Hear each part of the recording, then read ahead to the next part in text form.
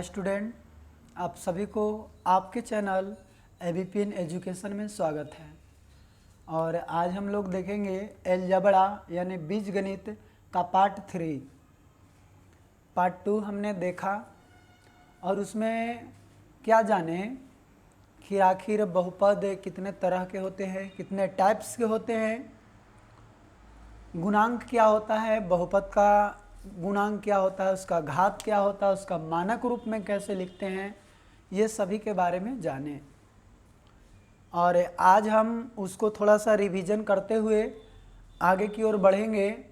और आज बहुत ही अच्छा चीज़ जानने वाले हैं जिसका नाम है बहुपद का मान कैसे निकालते हैं और बहुपद का जोड़ और घटाव कैसे करते हैं, इसके बारे में आज इस वीडियो में जानेंगे। तो चलिए हम स्टार्ट करते हैं और कल जो पढ़े हैं उस पर आधारित कुछ प्रश्नों को बनाते हुए समझाते हुए आगे की ओर बढ़ते हैं। तो यहाँ पे सबसे पहले हमने क्या जाना था, पढ़े थे पद का गुणांक। पद का क्या पढ़े थे? गुणांक। अगर आपसे क्वेश्चन कहे 3x² y³ z² में a² का गुणांक, a² का गुणांक बताएं। क्वेश्चन आपसे ऐसा कहे कि 3x² y³ z² में a² का गुणांक क्या होगा, तो आप लोग क्या इसको करेंगे? a² का पूछ रहा है तो a² में जितना संख्या से गुना होल है सभी को हम लोग गुणांक ही बोलते हैं। मतलब कहेंगे a² का गुणांक बराबर कोफिशिएंट बराबर क्या हो जाएगा, तो बोलेंगे 3x² y³ z बोलेंगे।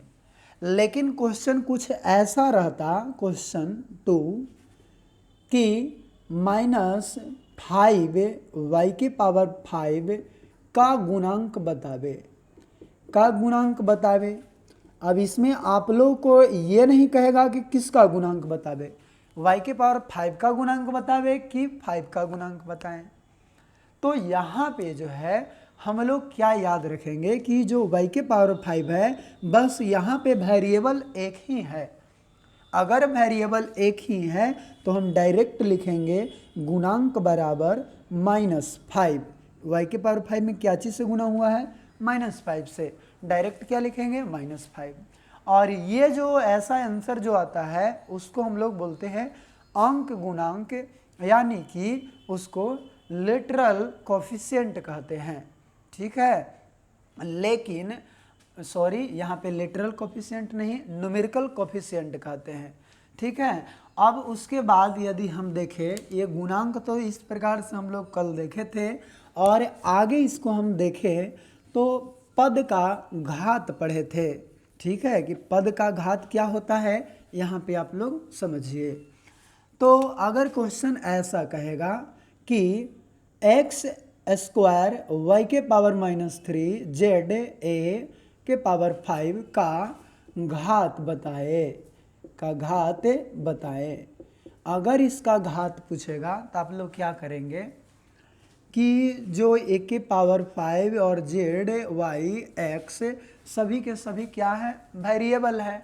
और अगर वेरिएबल के पावर जो भी रहता है उसको हम लोग ऐड करते हैं तो वह इस पद का, इस टर्म का घात कहलाता है। यानी कि घात बराबर x के पावर कितना है? 2 है, y के पावर -3 है और z के पावर 1 है और a के पावर 5 है। तो कितना हो जाएगा? 2 + -3 और +1 और +5 हो जाएगा।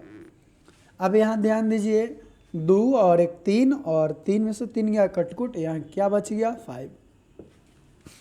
किसी पद का जो घात निकाला जाता है उस पद में जो वेरिएबल होता है उस वेरिएबल के घातांकों का योगफल ही इस टर्म का घात कहलाता है। ठीक है, फिर हमने ये जाना कि बहुपद का मानक रूप कैसा होता है। ठीक है, यानी कि इससे पहले तो अभी पद ही जान रहे हैं, और पद में गुणांक और घात जो है इम्पोर्टेंट है। अगर हम बहुपद जाने तो बहुपद आप लोगों को बताया गया था कि जिस चर का घात पूर्ण संख्या में हो, और पूर्ण संख्या हमेशा पॉजिटिव रहता है, 0 से लेकर 1 2 3 4 5 सभी के सभी क्या हैं, यह पूर्ण संख्या है। ठीक है, और जिसका चर का घात अगर पूर्ण संख्या में होगा उसको हम क्या बोलेंगे, तो आप लोग बोलेंगे कि इसको हम बहुपद बोलेंगे। जैसे अगर पहचानने के लिए दिया जाए कि रूट यू, क्वेश्चन नंबर यहाँ पे फर्स्ट कुछ इस प्रकार के आएगा, root you minus 3u plus 4, ये जो है बहुपद होगा कि नहीं होगा। तो हम यहाँ कहेंगे कि बहुपद ये नहीं होगा। कारण क्या है, तो यहाँ u जो वेरिएबल है और यह वेरिएबल क्या में है, करनी में दिया हुआ है, और कहेंगे कि चूंकि वेरिएबल करनी में है अतः यह बहुपद नहीं होगा। यानी कि यहाँ पे हम लिखेंगे कि चूंकि u करनी में है, करनी में है, अतः root you minus 3u plus 4 बहुपद नहीं है, बहुपद नहीं है, ऐसा हमने इसको कहा। ठीक है, तो जहाँ पर अगर कोई भी यहाँ टर्म हो और उसके हम वेरिएबल को देखेंगे, अगर वह वेरिएबल निगेटिव वैल्यू हो, कोई फ्रैक्शन हो, कोई डेसिमल हो, 0. ABC कुछ भी अगर दिया रहे, 1.3 5.2 ऐसा कुछ भी दिया रहे, अगर यहाँ पे रूट में हो तो ये सभी के सभी बहुपद नहीं होते हैं। ठीक है, आप लोग को नोट में ये बताया गया था। अब इतना जो हम देखे, फिर उसके बाद हम समझे थे क्या कि बहुपद के मानक रूप, मानक रूप मतलब उसका स्टैंडर्ड रूप, यानी कि उसका फॉर्मूला एक तरह से कह सकते हैं। तो मानक रूप क्या देखे थे, अगर कोई भी बहुपद को उसके चर के घातों के अवरोही या आरोही यानी कि घटते या बढ़ते क्रम में उसको जब हम लिखते हैं तो क्या कहलाता है, बहुपद का मानक रूप कहलाता है। जैसे अगर हम यहाँ पे बात करें a0 x के power n plus a1 x के पावर, यहाँ पे n जो है घटते जाएगा यानी कि n-1। ठीक है, ऐसा होगा, ये जो है एक एक घटते जाएगा, नीचे एक एक बढ़ते जाएगा, प्लस a2 x के power n-2 plus dot dot dot dot plus, इसी प्रकार से ये 0 1 2 3 4 5 6 ऐसी कहाँ तक जाएगा, n तक जाएगा। और x के पावर देखिए तो यहाँ 2 था तो वही 2 यहाँ घटा हुआ है तो यहाँ n है तो x के पावर n-n होगा।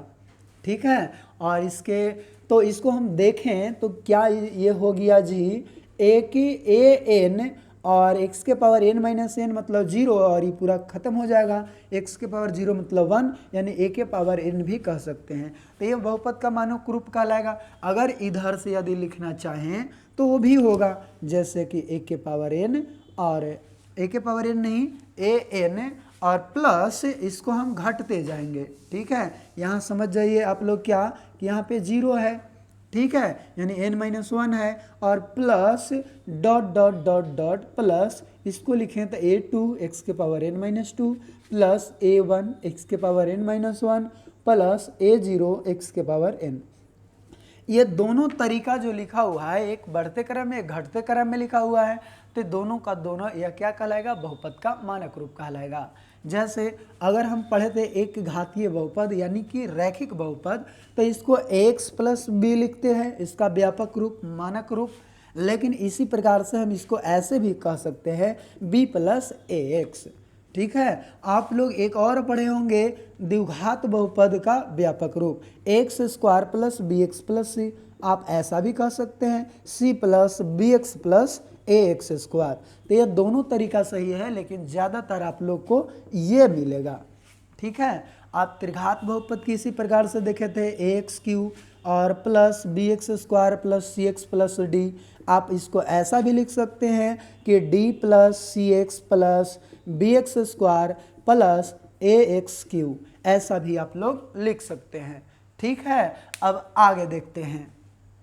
अब ये जब मानक रूप हम देख लिए, उसके बाद बहुपद के प्रकार के बारे में देखे थे, और बहुपद के प्रकार आप लोग को ऐसे ही बता देते हैं मुंह से, और बाकी आप लोग फिर इसके पहले वीडियो में देखे होंगे कि बहुपद दो तरह के उसको डिवाइड करते हैं, एक घात के आधार पर और एक पद के आधार पे। और घात के आधार पे तीन तरह के, एक घात होगा तो उसको एक घातीय बहुपद कहते हैं, दो घात होगा दो घातीय बहुपद, तीन घात होता है त्रिघातीय बहुपद। उसी प्रकार पद में एक पद होता है एक पदी, दो पद द्विपदी, और तीन पद तो त्रिपदी, बहुत मानी पद होता है बहुपदी कहलाता है।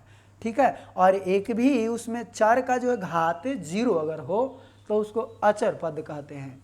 ठीक है, या अचर बहुपद कहते हैं।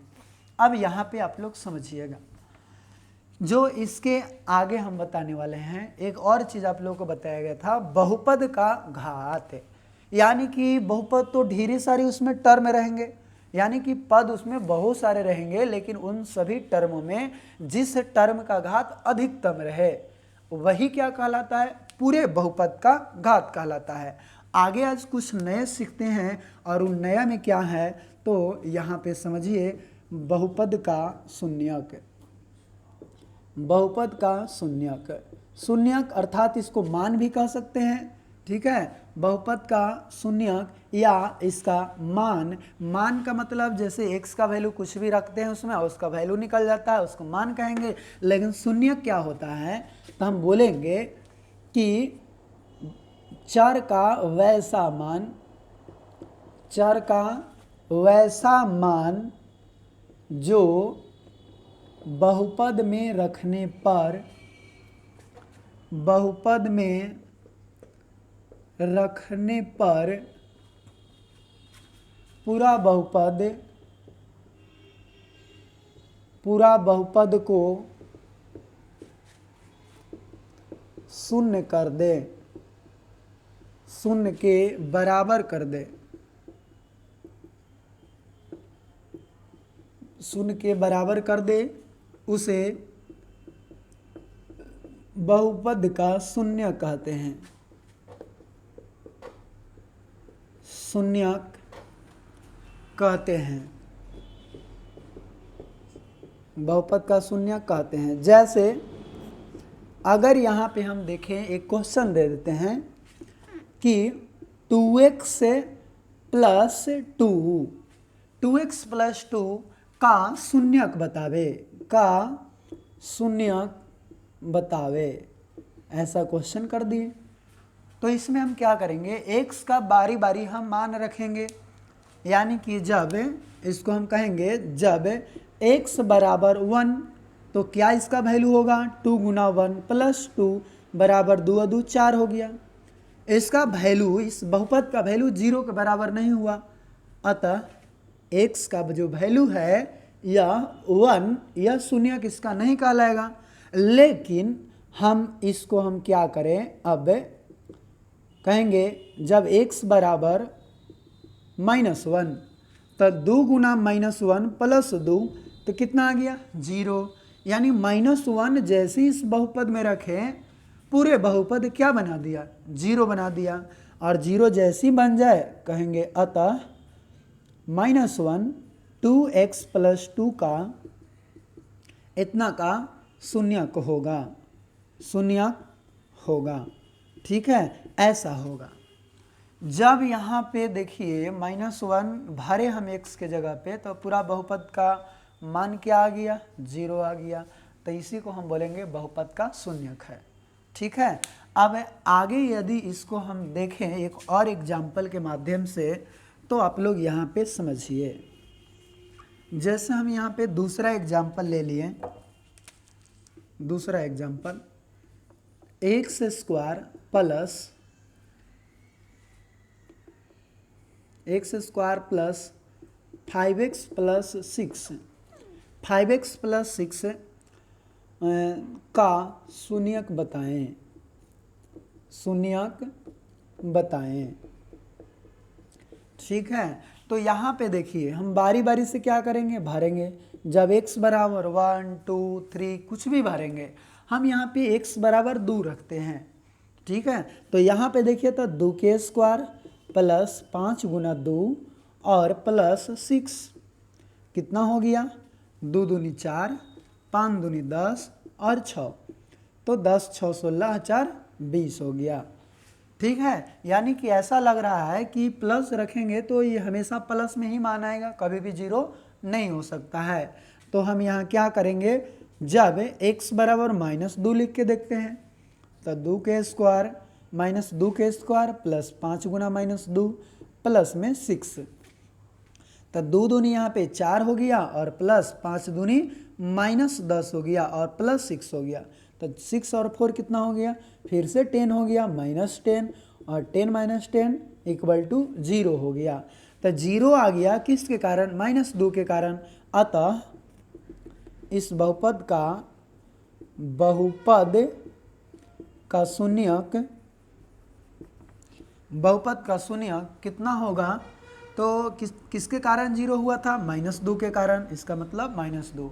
इसका और भी मान हो सकता है, 0 के बराबर कर सकता है, और भी कुछ मान रखेंगे तो, यानी कि रखेंगे जब x बराबर -3 तो आप रखें -3 के स्क्वायर प्लस 5 गुना 3 और प्लस 6, 3 के स्क्वायर 9 और 5 तिया -15 प्लस 6, तो 9 6 15, 15 -15, यहाँ पे फिर क्या आ गया, 0। अतः कह सकते हैं कि -3 भी बहुपद का शून्यक होगा, बहुपद का शून्यक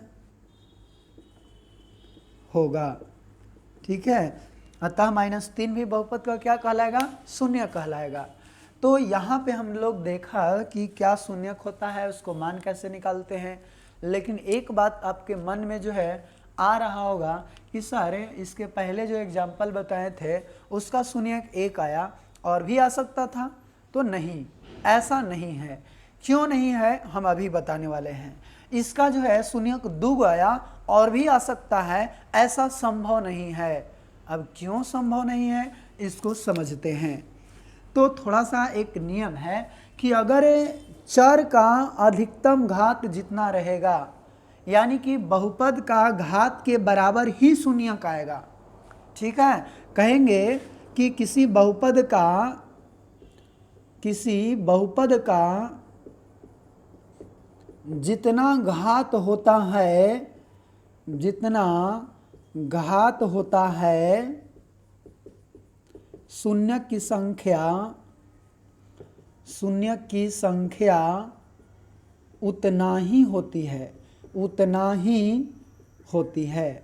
आप जो एक नोट में ये बात को याद रखेंगे कि किसी बहुपद का जितना घात होता है शून्य की संख्या उतना ही होता है।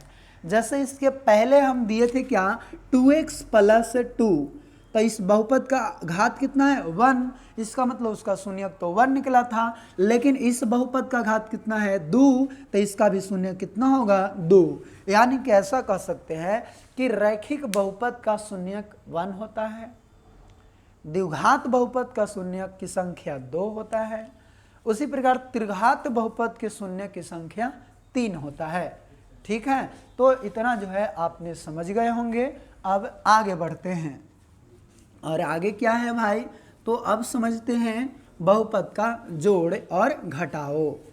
समझिएगा, और जोड़ घटाओ तभी किया जाएगा जब वह सजातीय टर्म होगा, और अगर विजातीय टर्म रहे तो उसमें कोई परिवर्तन नहीं आएगा, वैसा ही रह जाएगा। ठीक है, जैसे एग्जाम्पल के माध्यम से देखिए, यहाँ लिखेंगे क्या, बीजीय व्यंजक का जोड़ घटाओ, बीजीय व्यंजक का जोड़ घटाओ। अब बीजीय व्यंजक के जोड़ घटाव क्या है, तो इसमें 2 तरह का व्यंजक आप लोग को मिलेंगे, 2 तरह का टर्म मिलेंगे। एक तो सजातीय पद का जोड़। अब इस सजातीय पद का जोड़ होता कैसा है भाई, मतलब वैसा पद जिसका जो लेटरल गुणांक है, यानी कि कोफिशिएंट है, वो क्या रहेगा, सेम रहेगा। जैसे अगर हम कहें 3x minus 2x 5x 7x का योग बताएं,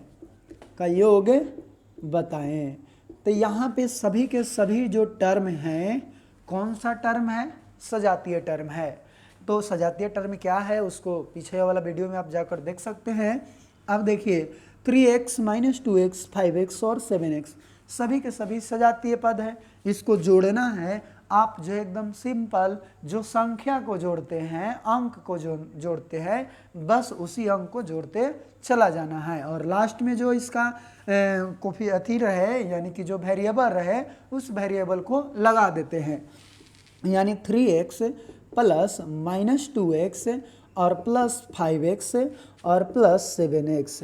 तो इसको ऐसा करेंगे 3x plus minus minus 2x plus 5x plus 7x, plus वाला प्लस के साथ जुटेगा, 7 5 12 और 3 15x माइनस 2x बराबर 13 और x है तो x। ऐसा इसको हम क्या करते हैं भाई? जोड़ते हैं, यानी 13x इस प्रश्न का आंसर होगा। लेकिन अगर आप लोग को घटाने की बात आ जाए, यानी सजातीय पद का घटाओ, सजातीय पद का घटाओ। अब सजातीय पद का घटाव कैसा होता है इसको समझते हैं। तो जैसे देखिए अगर 5x में से 3x को घटाएं, तो जैसे कि अभी देखिए यहाँ पे जो जैसे घटाए हैं ठीक इसी प्रकार से यहाँ भी करेंगे। यानी कि 5x माइनस 3x में से मतलब माइनस और 3x यानी कितना हो जाएगा 2x, यानी 5 और 3 को आपस में घटा देते हैं और x है तो x रख देते हैं। जैसे जोड़ने में भी वैसे किए कि 3 2 5 7 जो भी है वो सबको हम जोड़े घटाएं और लास्ट में जो x टर्म था ये यानी कि वेरिएबल था उस वेरिएबल को लगा दिए। ठीक है। अब इसी प्रकार से कहीं बड़ा बड़ा अगर आता है, जैसे टर्म अगर ऐसा दे दे कि क्वेश्चन यहाँ पे ये फर्स्ट अगर है तो ये सेकंड लेते हैं और क्वेश्चन क्या होगा minus 4x square Y Q Z में से 2x square Y Q Z को घटाए, इतना को घटाएं। तो यहाँ पे देखिए टर्म कुछ इतना बड़ा आ गया तो हम कहेंगे minus 4x square Y Q z और minus 2x square Y Q z. अब देखिए तो टर्म तो ये दोनों तो ये समान है, दोनों समान है तो हम केवल अंक को घटा देंगे। -4 -2 -6 आ गया। लास्ट में क्या होगा जो भी वेरिएबल होगा उस वेरिएबल को लगा देंगे तो क्या हो गया इसका अंतर निकल गया। ठीक है, इसका अंतर इस प्रकार से हम निकाल दिए और यही क्या कहलाएगा आंसर कहलाएगा। तो इस प्रकार से देखिए जोड़ भी आप ऐसा ऐसा जो है कर सकते हैं। जैसे अगर हम जोड़ की बात करें एक बड़ा सा ले लेते हैं थोड़ा सा, ताकि आप लोगों का कोई फिर दिक्कत ना हो सजातीय पद के जोड़ घटाव में।